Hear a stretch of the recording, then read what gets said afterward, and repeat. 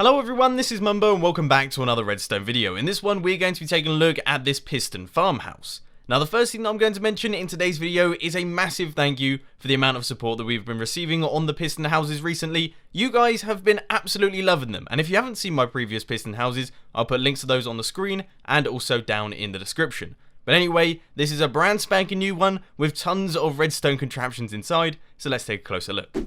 So to get things started, we're going to take a look at the exterior of this house. And the first thing that I'm going to mention is this is another collaboration with Corrales. I did not design this barn. This was actually built by him. And I'll put a link to that video down in the description as well. So you've got plenty to check out down there.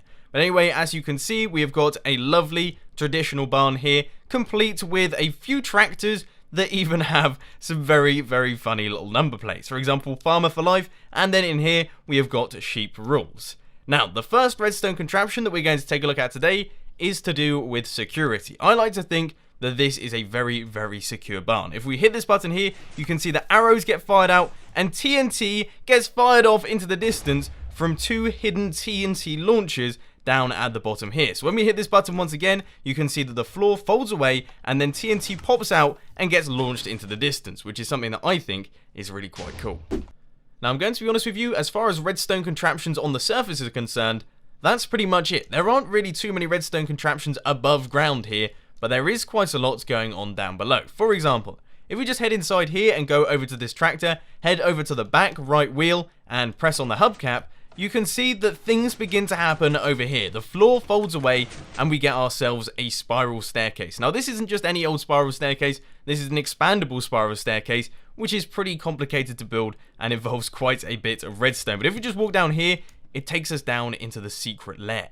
So the first thing that you notice when you enter this room is probably the gigantic lava lake, then all of these slime blocks going across the ceiling, that big door over there, and the item frames in this corner. Well, pretty much all of this is to do with base security.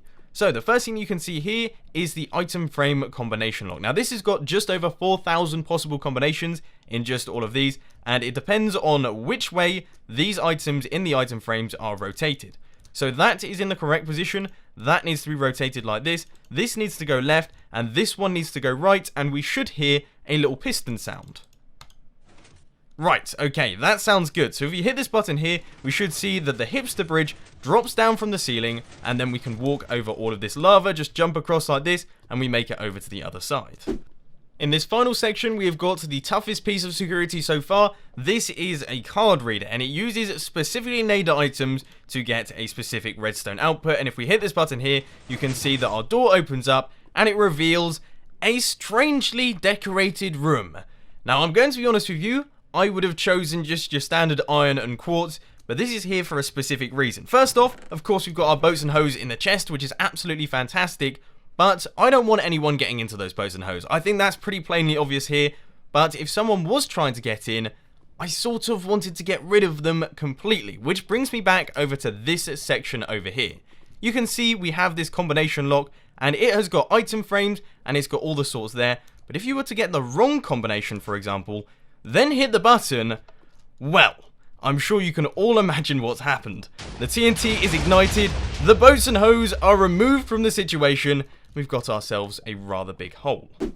So there we have it, ladies and gents, that rounds up today's video. If you do want to take a closer look at all of the redstone behind this build, then by all means head down to the description, click on that little world download link, chuck it into your Minecraft world saves folder, and have a little bit of fun. I'm assuming that pretty much all of you are just going to blow up the entire thing, which is absolutely fine by me. And once again, I do just want to mention, thank you ever so much for the support on the previous Piston houses, and if you do want to see those, once again, links to those can also be found down in the description. But anyway, that is all I've got time for today, ladies and gents. I hope you enjoyed this video. If you did, please sure to hit that like button, and if you really loved it, then make sure to subscribe. But thanks for watching, guys. This has been Mumbo, and I'm out. I'll see you later.